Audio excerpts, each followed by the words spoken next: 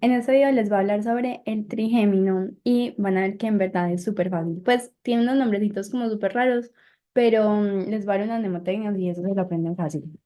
Entonces empecemos.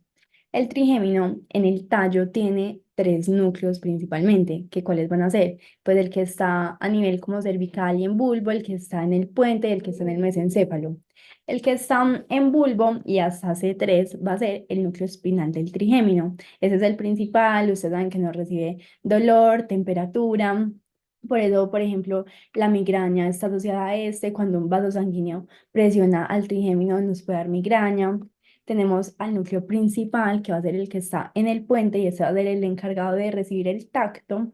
Y tenemos al mesencefálico, que va a ser el que no recibe la propiocepción. Ya cuando sale como nervio trigémino, va a llegar a un ganglio súper grande, que va a ser el ganglio trigeminal o ganglio de Gasser. De ahí es donde van a salir las tres ramas del trigémino, que cuáles van a ser la oftálmica, la maxilar y la mandibular. Yo como me acuerdo de eso porque uno va de arriba hacia abajo. Primero está la oftálmica, luego va a estar la maxilar, pues max, porque, o sea, max es como superior, entonces va a estar superior a la mandibular y ya. Cada una va a tener ramas y cada una va a tener un ganglio donde la información parasimpática va a ser pues va a ser el paso de pre a postganglionar, como así. Acuérdense que tenemos sistema nervioso autónomo y el sistema nervioso autónomo tiene información pre y postganglionar. La preganglionar del simpático va a haber sinapsis en el ganglio paravertebral, o sea, está al lado de la vértebra. En cambio, la parasimpática sí lo va a hacer cuando esté como cerquita al órgano diana o al lugar donde va a inervar. Entonces, la información simpática que va a pasar por estos ganglios ya hizo sinapsis. O sea, la que está pasando por ahí ya es información postganglionar, no va a hacer nada de sinapsis. En cambio, la información parasimpática sí es la que va a hacer la sinapsis. Va a pasar de pre a postganglionar en los tres ganglios que les voy a hablar el día de hoy. Vamos a empezar por la rama oftálmica. La rama oftálmica tiene tres ramas a su vez, que van a ser la frontal, la lagrimal y la nasociliar. Literal, vean que dice el nombre, nasociliar. ¿Por qué? Porque esa es la que va a tener el ganglio ciliar. Listo. El ganglio ciliar, aquí de lo subrayo, es el que va a ser el que se daña en la pupila de Adler.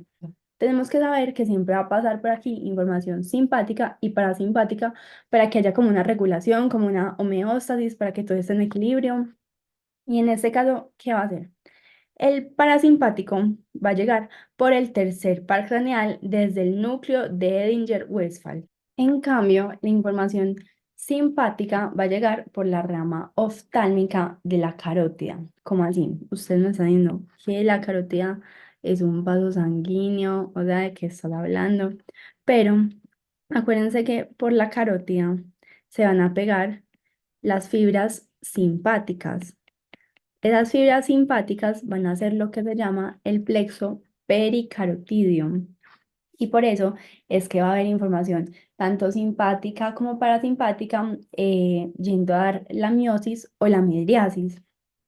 Estas dos van a salir después de el ganglio ciliar llamándose diferente. ¿Cómo así? Cuando el simpático sale del ganglio ciliar, se va a llamar ciliar largo, nervio ciliar largo. Y ya cuando el parasimpático sale del ganglio ciliar, se va a llamar ciliar corto. ¿Y qué va a ir a inervar? Dos cosas, al esfínter del iris y al músculo ciliar.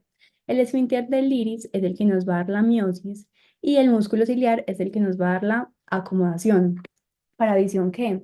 Cercana. Acuérdense, visión cercana es como ver el celular y visión lejana es como mirar hacia la periferia. Entonces, obviamente en visión cercana hacemos miosis y mirando la periferia actúa más también el sexto par craneal.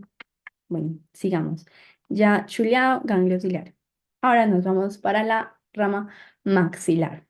La maxilar va a ir con el ganglio pterigopalatino. ¿Por qué se llama así? Porque acuérdense que tenemos un hueso que se llama el esfenoides, este tiene unas alas, las pterigoides, y este ganglio va como por esas alas y cerquita al palatino.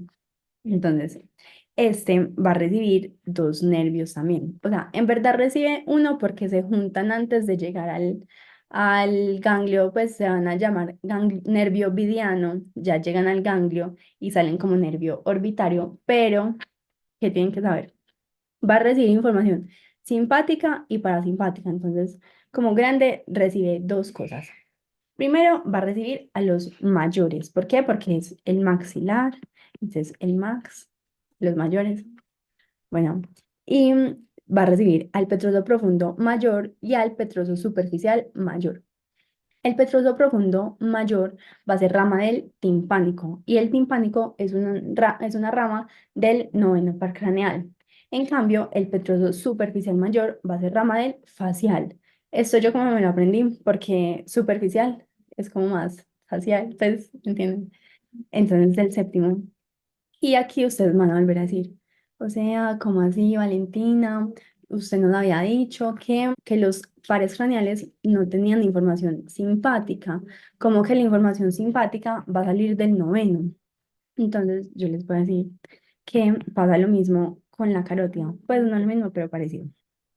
Acuérdense que la carótida tiene algo que se llama el plexo pericarotídeo.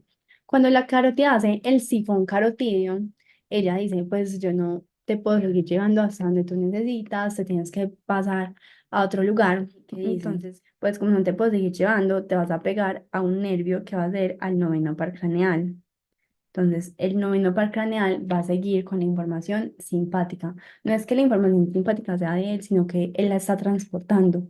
Pues es como, no sé, ustedes iban en el metro y se montaron en un bus.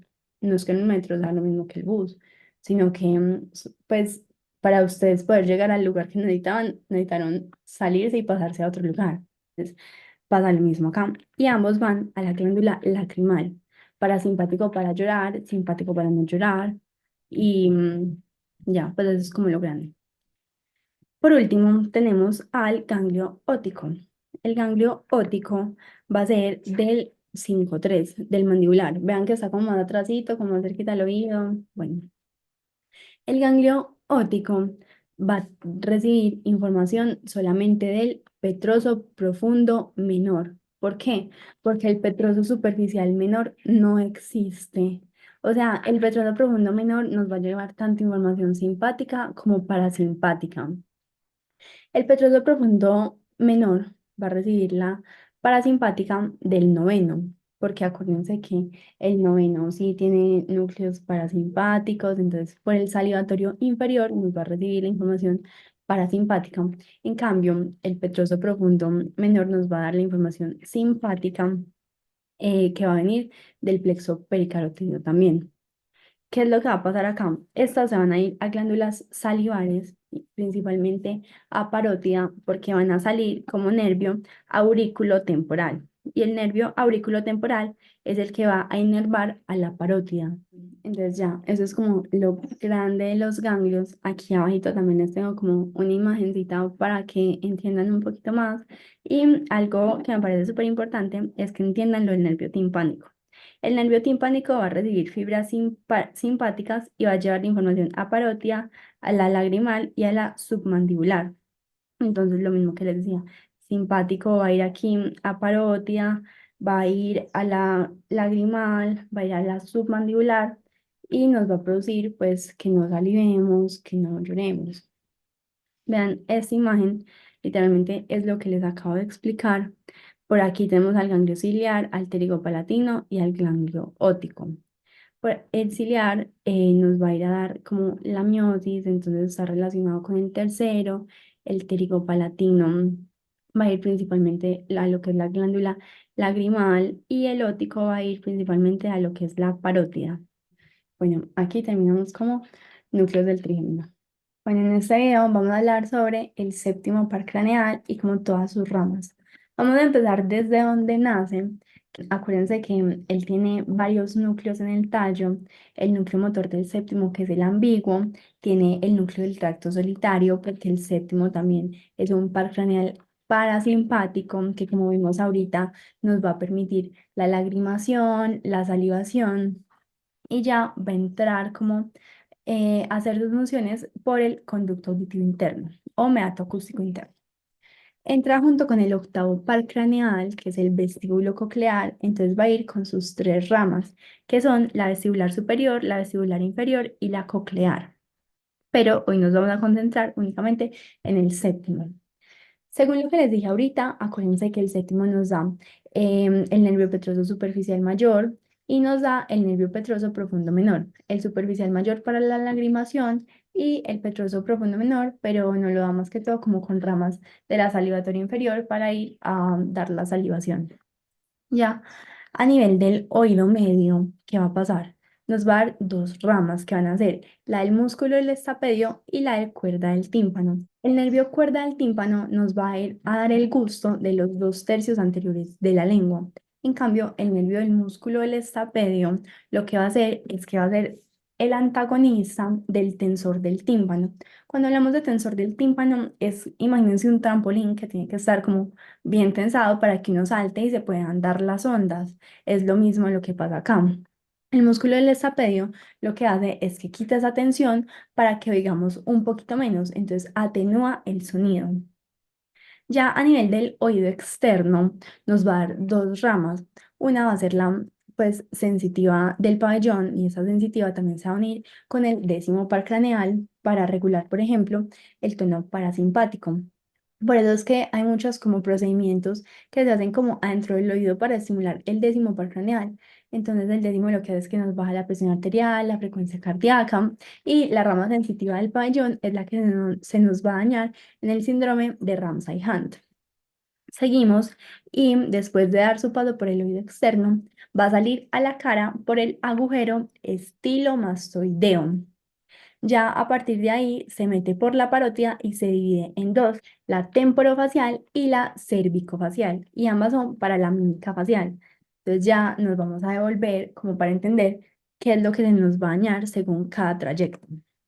Si se nos daña a ese nivel, nos va a dar una parálisis facial periférica. ¿Por qué periférica? Porque acuérdense que yo les decía que tenemos sistema nervioso central y periférico, que los únicos pares craneales que hacen parte del sistema nervioso central van a ser el primero y el segundo. De resto, los otros pares craneales hacen parte del sistema nervioso periférico. Entonces, por eso el séptimo nos da una parálisis facial periférica. Si seguimos por aquí y se nos daña después del oído externo, vamos a tener, además de la parálisis motora, vamos a tener una anestesia del pabellón auricular. Vean, aquí les tengo un dibujito como de qué es lo que nos inerva el séptimo par craneal y podemos tener aumentos de la presión arterial porque no se va a estar conectando con el décimo par craneal. Si se nos daña después del oído medio, el paciente puede presentar, además de todo lo que hemos visto, ageusia e hiperacusia. ¿Por qué hiperacusia? Porque el músculo del estapedio no va a estar funcionando, no nos va a estar atenuando ese sonido y pues si se nos daña el que nos da el gusto, obviamente vamos a tener ageusia de los dos tercios anteriores de la lengua. Y ya eso es como lo grande del séptimo par. Si tienen dudas, no deben me escriben. Y ojalá les vaya súper bien en el parcial. Bueno, gracias por ver mis videos. Los amo con todo mi corazón. Y me dijeron que le mandara saludos a Antonia Londoño y a Felipe Rondón. Entonces, que les vaya súper bien.